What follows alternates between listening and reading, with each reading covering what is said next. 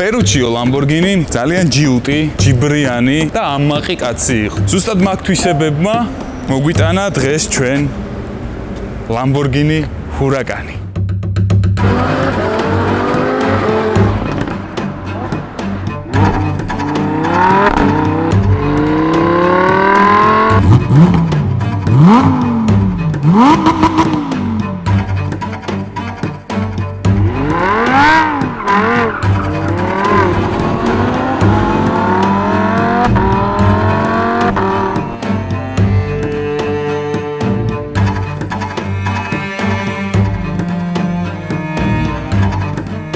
Ferruccio Lamborghini ავტომობილი დაარსდა 1963 წელს. მას შემდეგ რაც ტრაქტორების მწარმოებელი Ferruccio, რომელსაც საკმაოდ დიდი ფული ჰქონდა, იმიტომ რომ ერთ-ერთი ყველაზე დიდი მწარმოებელი იყო იტალიაში და ზოგადად ევროპაში და ამ ფულით ყიდულობდა ისეთ სპორტულ ავტომობილებს, როგორც იყო Ferrari, იმიტომ რომ იყო ავტომოყვარული და შეამჩნია რომ თავის ავტომობილებს ჰქონდა ეგრეთ წოდებული ცეპლენის პრობლემა და მივიდა ენცოსთან და შესთავაზა რომ მას ჰქონდა გამოსავალი, იმიტომ რომ თავის კონკრეტულ ავტომობილებზე მოარგო ცოტა უფრო დიდი ზომის ტრაქტორის მოდების ქურო და ყველაფერი უკვე მუშაობდა იდეალურად, მანქანას აღარაფერი აღარ უფუჭდებოდა და მივიდა ამ წინადადებით ენცოსთან რომ მოდი კოლაბორაციულად შეგვიძლია გავაკეთოთ ავტომობილებიო. რაზეც პასუხი მიიღო რომ წადი შეფერმერო ფერმას და ტრაქტორებს მიხედე შენ რა იცი სპორტული ავტომობილებისო და ამ მომენტში ვერც კი გაიაზრა ენცო Ferrari ისე შექმნა მისი კონკურენტი ბრენდი. Ferruccio წამოვიდა და იმის ნაცვლად რომ მიეხედა თავისი ტრაქტორებისთვის დაარსა თავისი სპორტული ავტომობილების ბრენდი და ძალიან მალე უმოკლეს წარმოუდგენელ ვადებში შეიმუშავეს პირველი Lamborghini 350 GT და წარადგინეს ავტოშოუზე, სადაც Ferruccio Lamborghini-მ განაცხადა რომ შენ Ferrari-ს ყიდულობ მაშინ, როდესაც გინდა იყო ვიღაც მაგრამ Lamborghini-ს ყიდულობ მაშინ, როდესაც ხარ უკვე ეს ვიღაც. ასე რომ Lamborghini რომ ყავს, არაფერი აღარ გაქვს დასამტკიცებელი. ყველაფერი ისედაც ნათელია. ამის თქმა უნდა და Ferruccio-ს ამ სიტყვებით. დღევანდელ ვიდეოში კი გავარკვევთ რამდენად ასეა ეს ყველაფერი, იმიტომ რომ სულ ახლახანს ერთი კვირის წინ გადავიღეთ Ferrari 296 GTB და დღევანდელ ვიდეოში უკვე გთავაზობთ Lamborghini-ს.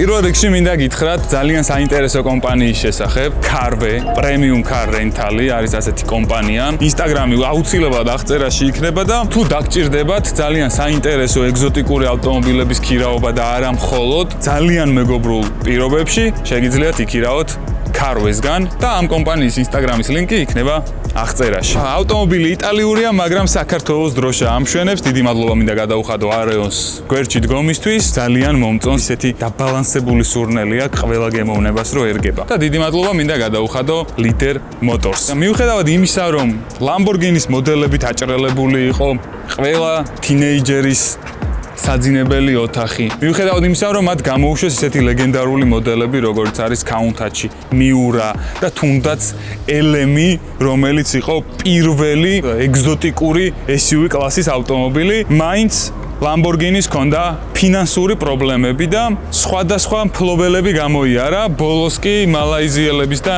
ინდონეზიელების ხელში აღმოჩნდა და 1998 წელს Ferruccio-ს გარდაცვალებიდან 3 წლის შემდეგ Volkswagen Group-მა შეიძინა ეს ბრენდი და მის Audi-ს დივიზიას გადააბარა, ასე ვთქვათ, რომ დაებრუნებინათ ძველი დიდება Lamborghini-სთვის და მათ გამოუშვეს ისეთი მოდელები, როგორიც არის Gallardo, Murcielago, Reventoni, შემდეგ Aventador-ი, Aventador-ს მოყვა მისი პატარა ძმა Huracani და არც თუ ისე შორეულ წარსულში ჩვენ ვიხილეთ უკვე Urus-ი, Huracani და Urus-ი არის Audi-ს ბაზაზე შექმნილი, ეს არის R8-ს უფრო ეგზოტიკური ვერსია, Urus-ი კი არის Q8-ს უკეთესი ვერსია. Lamborghini Urus-ი გახდა მიზეზი, რომ Ferrari-მ შემოგთავაზა SUV, თუმცა Ferrari-ს SUV-მ გაყიდვებით ძალიან ცუდი მაჩვენებელი აჩვენა Lamborghini-სგან განსხვავებით, ამ ყველაფერს მოგიყვებით მერე, როდესაც გადავიღებთ უკვე Ferrari-s SUV-s ან Lamborghini-s თავიდან სხვანაირად, იმიტომ რომ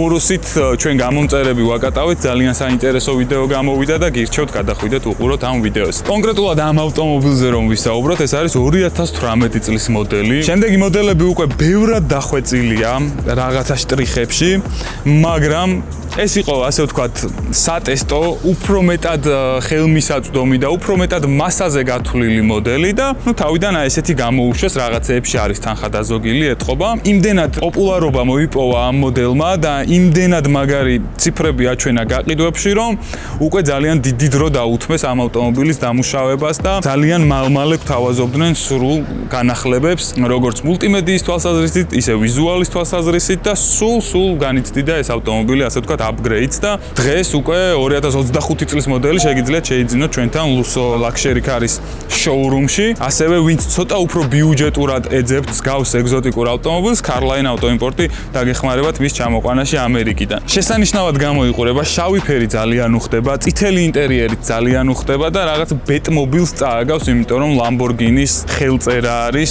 წახნაგოვანი დიზაინი, რომელთაც ავტომობილი ძალიან აგრესიულად გამოიყურება და აი ეს ძრავით და ყველაფერი აქვს ძალიან სწორად მორგებული 10 ცილინდრიანი ემოციებით სავსე გრუხუნა, რო გაივლი და გვერდზე ყველაფერი ინგრევა, აი ისეთი ძრავი და ძალიან სწორად არის შერჩეული.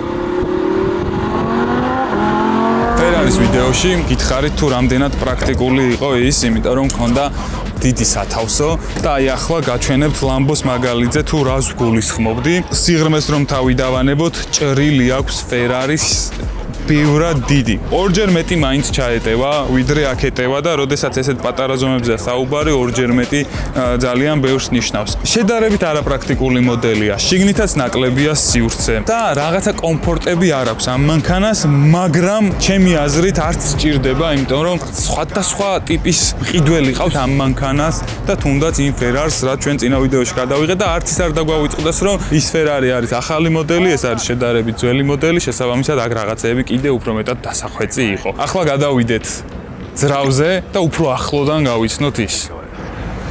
სამწუხაროდ ძრავს ახლოს ვერ გავიცნობთ, იმიტომ რომ საერთოდ არაფერი არ ჩანს აქედან და შეგვიძლია პირდაპირ დავახუროთ და გადავიდეთ გამშვებზე, რომელიც ძალიან უხდება, მაგრამ ახალ მოდელში უკვე აი აქ შუაშია გადმოტანილი და როდესაც ვიცი რომ ის არსებობს, იმის ფონზე უკვე ეს ნაკლებად მომწონს, მაგრამ მაინც ძალიან კარგად გამოიყურება. თუ Ferrari არის მაგალითად ძვირად ღირებულ რესტორანში კარგად მომზადებული, იდეალურად შესრულებული კერძი, ეს არის უფრო უხეში, აი ბუნებაში შენ თვითონ რომ მოინადირებ და იქვე რომ მოამზადებ, აი ეგეთი ტიპია. აი ძალიან მარტივად გაიგებთ ახლა რასაც ვიძახი.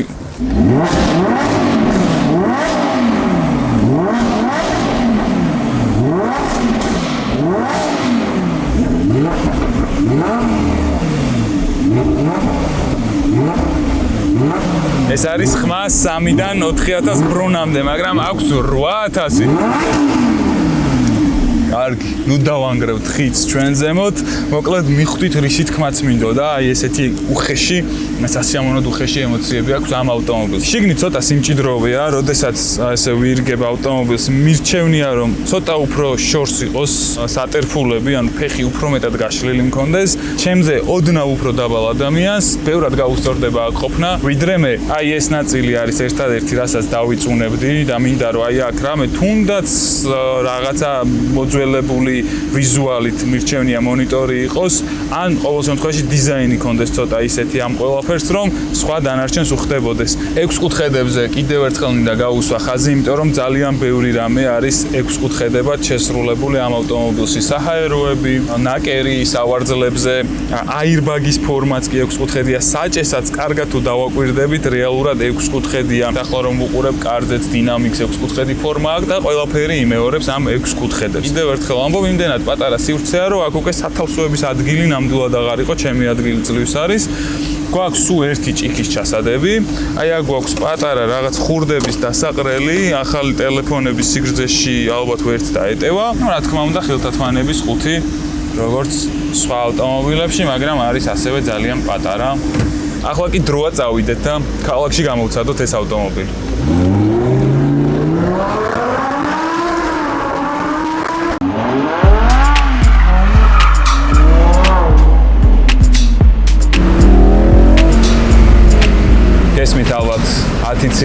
ხმა, მაგრამ აი ესე გადავიტანოთ კორსაში და ახლა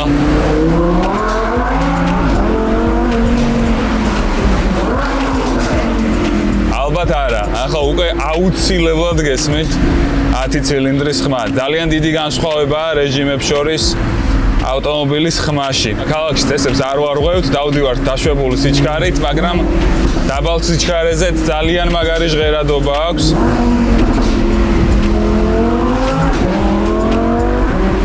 ამ ძრავს ნამდვილად გამორჩეული და სახასიათო ხმა აქვს Lamborghini-ის, ხმით ჩემთვის პირველ ადგილზეა, რა თქმა უნდა. დიდი სიამოვნებით დავახურებდი სახურავს და ისე ვივლიდი, იმიტომ რომ პირველი საათია და ძალიან მწველი მზეა. სამწუხაროდ, როდესაც სახურავს ვაფარებ, ვეტევი, მაგრამ იმდენად დისკომფორტი მექმნება, რომ მირჩევნია აი ეს სიცხისგან გამოწვეული დისკომფორტი ავიტანო, ვიდრე ის კაუსტროფობია, რასაც დახურებული სახურავი იწვევს. იმიტომ რომ მანქანა არის ძალიან პატარა ზომებში, არის ძალიან კომპაქტურად ყველაფერი გაკეთებული, აი მაქსიმალურად ყველაფერია ჩადებული და ამ პატარა სივრცეში რთულია მაღალი ადამიანისთვის, რომ კომფორტულად დაეტიოს, მაგრამ გეტყვით, რომ ეს არის 2018 წლიანი მოდელი და ახალში 2024-იანში კიდევ უფრო ნაკლები ფართია. შეიცვალა სავარძლები, ის სივრცე, რაც მგზავრისთვის და მძღოლისთვის არის დათმობილი, კიდევ უფრო შემცირდა. თუ გინდა რომ თანამედროვე ტექნოლოგიები გქონდეს, უნდა იყიდო ახალი, თუ გინდა რომ ცოტათი მეტი სივრცე გქონდეს, უნდა იყიდო შედარებით ძველი მოდელი. სულ 2 წუთით მინდა მოგწყვიტოთ ვიდეოს სიამოვნებას და ცოტა ისეთ საკითხზე გელაპარაკოთ. მოკლედ, პირდაპირ საქმეზე რო გადავიდე, ჩვენი და Ford Dealer Auto Import-ის გზები გაიყო. არ მინდა რომ რაღაცა ცუდად თქვა, არაკორექტულად თქვა ისეთ კომპანიაზე, რომლის ლოგოებიც ჩვენს არხზე ჩანდა წელიწადზე მეტი. მათთან ერთად ქონდა ძალიან საინტერესო გეგმები, მაგრამ ბოლო წუთს ვერ გაუგეთ რაღაცეებში ერთმანეთს და სამწუხაროდ თუ საბედნიეროდ ეგ გამოჩნდება, ჩვენი გზები გაიყო. ამ ვიდეოში მეც არაფერს არ გეტყვით, იმიტომ რომ კიდე ერთხელ ამბობ, არ მინდა რაღაცა უხერხული საუბარი იყოს და რაღაცა უსიამოვნო საუბარი იყოს მათ შესახებ. თუ მათი მხრიდან, ანუ მეორე მხრიდან ამ ვიდეოს მოყვება რაიმე სახის პასუხი, პროტესტი, რაღაცა ისეთი ნეგატიური გამოხმაურება, მაგ შემთხვევაში უკვე ჩავწერთ თავიდან ბოლომდე ერთ ვიდეოს და უთმობ თუ როგორ დაიწყო ურთიერთობა, როგორ ვითარდებოდა და ბოლოს რა მიზეზების გამო დავიშალეთ საერთოდ. ახლა კი იმას გეტყვით, რომ რამდენიმე თვის წინ გადაწყდა ეს საკითხი და აი სულ კითხვის ნიშნის ქვეშ იყო მაინც რაღაცეები და ესე პირდაპირ ამიტომ არ ვთქვი აქამდე. მე GLC-ის ვიდეოში ვახსენე, რომ ჩემი ავტომობილი ჩამოიყვანა Carline-მა და ეს იყო ჩემი გულწრფელი საუბარი, არანაირი კოლაბორაცია ან ურთიერთობა არ იყო ჩვენსა და Carline Auto Import შორის, მაგრამ ამ ვიდეოს შემდეგ დაგვირეკეს სიტუაციაში გაერკვნენ და რომ გაიგეს, რომ ჩვენ ასე ვთქვათ არავისთან უკვე აღარ ქონდა ურთიერთობა ამ მიმართულებით, შემოგთავაზეს მათთან ურთიერთობა, იმიტომ რომ ძალიან დიდი ხანია გიყურებთო, ძალიან მოგწონს შენი ვიდეოებიო და ვფიქრობ, რომ ერთად შეგვიძლია ძალიან საინტერესო პროექტები გავაკეთოთო და ამ პროექტების დამუშავების პროცესში ვართ ახლა და ძალიან მალე ძალიან ბევრ საინტერესო სიახლეს შემოგთავაზებთ Carline Auto Import-თან ერთად. მანამდე კი გეტყვით, რომ სექტემბრის თვეში თუ ვინმე აპირებთ ავტომობილის შეძენას, $200-იანი ფასდაკლება გეკუთვნით ყველას Carline-ში, ვისაც გამოწერილი გექნებათ ჩემი არხი. უნდა აჩვენოთ ეს მათ ნებისმიერ ტრანსპორტირებაზე გექნებათ თქვენ ფასდაკლება. სამწუხაროდ Ford Dealer-თან გზების გაყოფის შემდეგ ის ყველა პროექტიც გაუქმდა, რაც მათთან ერთად იყო დაგეგმილი, მაგრამ მე გპირდებით თქვენ პირადად ჩემი დანაზოგებით 50,000 და 100,000-იან ნიშნულზე, როდესაც საბსკრაიბერების რაოდენობა მიაღწევს ამ ციფრებს ორივეზე ძალიან საინტერესო გათამაშებებს და აქტივობებს შემოგთავაზებთ, ასე რომ გთხოვთ გამოიწერეთ არხი, ახლა გჭირდება ყველაზე მეტად თქვენი გვერდში დგომა და რაც უფრო მეტნი ვიქნებით, უფრო საინტერესო ამბები მოხდება როგორც თქვენთვის, ასევე ჩემთვის. ახლა კი დაუბრუნდეთ ვიდეოს. და მოდი ცოტა ხანი მინუსებზე ვკონცენტრირდეთ, რადგან არც ისე ბევრია და უცებ მოვიშოროთ. ნუ პირველი ყველაზე ისეთი საგრძნობი მინუსი არის, რომ 2018 წლიან მანქანაში ვზივარ და ძალიან ძველია აქ ყველაფერი. არ მაქვს ცენტრალური მონიტორი, კი არც Ferrari-ში მქონდა, რომელიც 2024 წლის მოდელი იყო, მაგრამ Ferrari-ში ის შეგრძნება არ მქონდა, რომ ძველ ინტერიერში ვზივარ. აქ მაქვს ეგ შეგრძნება, რომ უყურებ Audi-ს ღილაკები მაქვს და Lambo-ში რაღაცა სხვა მინდა, უფრო განსხვავებული მინდა, უფრო საინტერესო მინდა და არ მინდა Audi. ახალ მოდელში გამოსწორებულია, მაგრამ დღეს ვიღებთ ძველს და ვილაპარაკოთ ძველ მოდელზე. პირველი თაობის Q5 და პირველი თაობის Q7-ში რაც არის, ის მულტიმედია აქაც და რა თქმა უნდა უკვე ძალიან მოძველებული იყო. ეს მულტიმედია Audi-ში 2010-იან წლებში ცოტა კიდე უფრო ადრეც კი გამოჩნდა და ნუ მერე უბრალოდ რაღაცა ძალიან ელემენტარულ დონეზე იხვეწებოდა. რაღაც კუთხით ის განცდაც მიჩნდება, რომ სპეციალურად არის შექმნილი დისკომფორტი ამ მანქანაში, არ ვიცი რატომ, მაგრამ ეს განცდა მაქვს. მაგრამ გადმოიტან კორსაში, რომელშიც უკვე გვაქვს ჩვენ გადართული ავტომობილი.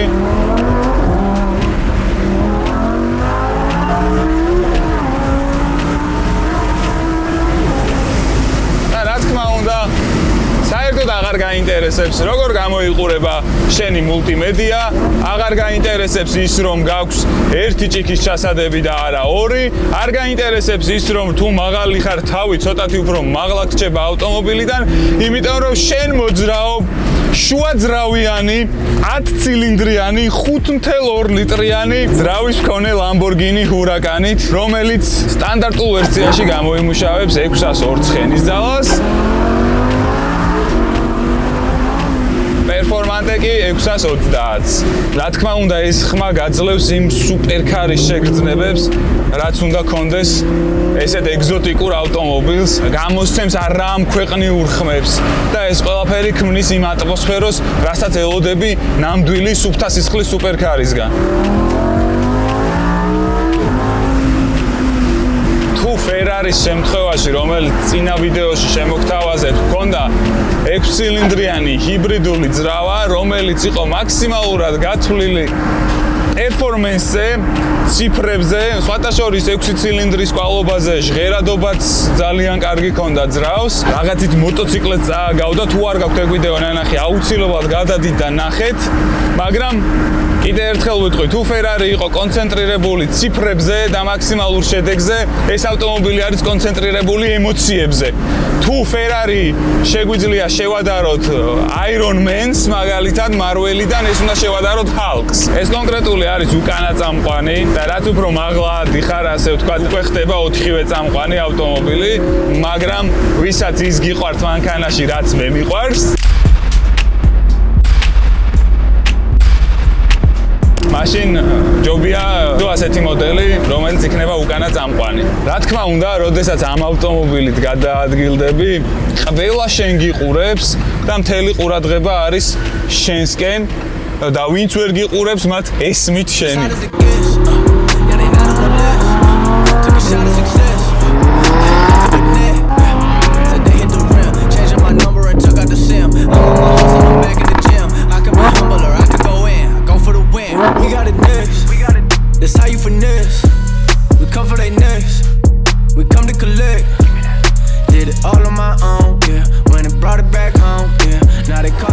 სანამ კონკრეტულად ამ ავტომობილზე გადავალ, მინდა რომ ძალიან დიდი მადლობა გადაგიხადოთ თითოეულ თქვენგანს, რომელიც ასეთ კომენტარებს გვიწერთ, იწონებთ ვიდეოებს და იწერთ არხს.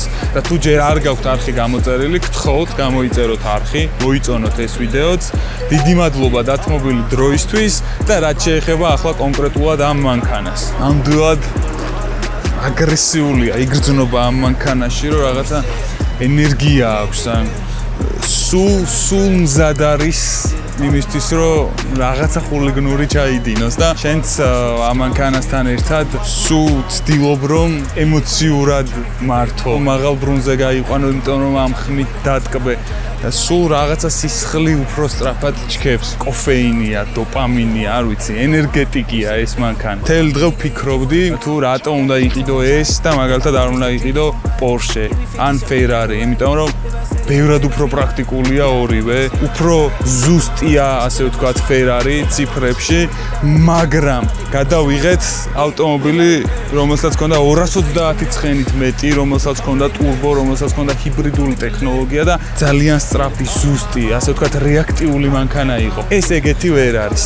მაგრამ ამას აქვს რაღაც რისი ახსნაც ცოტათი მიჭირს, ყველაზე ზუსტად რომ გადმოვცე, ამ მანქანასთან ერთად შენც იღვიძებ. ცოტა უფრო მეტი ყურადღება გჭირდება. Ferrari-ში მოდუნებული თუ მიდიხარ 300-ით, აქ ეგრე არ ხდება. აქ სრულად ჩართული ხარ მართვის პროცესში. კონკრეტულად ამაზე რომ ვისაუბროთ, გადაშავებულია ტენტი შავი, ავტომობილი შავი, დისკები შავი და ხშირ შემთხვევაში შავ მანქანებზე იკარგება ხოლმე დიზაინი, მაგრამ ამ შემთხვევაში არა. იმდენად წახნაგოვანი, ასე ვთქვათ, აი ბასრი, უხეშად წათლილი დეტალები აქვს, რომ შავი ფერი ძალიან უხდება. 10 ცილინდრი 5.2 ლიტრიანი ძრავა, ატმოსფერული, უკანა წამყვანი, მოკლედ ეს ავტომობილი მზად არის, რომ ნებისმიერ წამს დააგენერიროს განუმეორებელი შეგრძნებები. ვიტყოდი, რომ კი იგრძნობა ამ ავტომობილში Audi, კი ცოტა მოძველებულია, მე რა რომ 2018 წლის არის, მაინც 2018 წელთან შედარებით რაღაცა ტექნოლოგიები ცოტათი მოძველებულია, კი ვერ ვეტევი, კი თუ წელში გავიმართე ტენტი აი ესე ამოდის ზემოთ,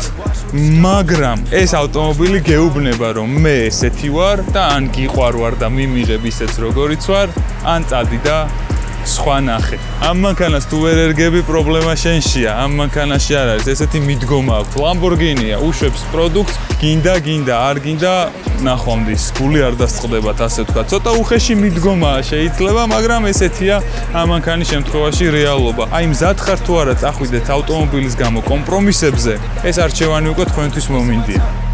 We got it next. That's how you finesse. We come for that next. ვიდეო კი მორჩა, მაგრამ ბოლოს, სულ ბოლოს მინდა რომ ძალიან სასიამოვნო ამბავი გითხრათ ჩემთვის პირადად. ჩემთვის ვიყიდე ისეთი ავტომობილი, რომელიც მოუხდება ზუსტად ჩვენი არხის კონტენტს და ზოგადად ჩვენს სტილს. არ გეტყვით ჯერ რა მანქანაა, მინდა რომ ცოტა ინტრიგა შემოვაგდო. ძალიან მაინტერესებს ვინ გამოიცნობს თუ რა ავტომობილი შეიძლება იყოს. ერთადერთი იმას გეტყვით რომ ფერი არის ცოტა უცნაური, არა ისეთი როგორც ყოველდღე შეიძლება შევხვდეს ქალაქში და ასევე ვიტყვი იმას, რომ მანქანა არის ძალიან ლიმიტირებული რაოდენობით გამოშვებული. კონკრეტულად ეს მოდიფიკაცია, ასე ვთქვათ. დანარჩენს შემდეგ ვიდეოებში გაიგებთ.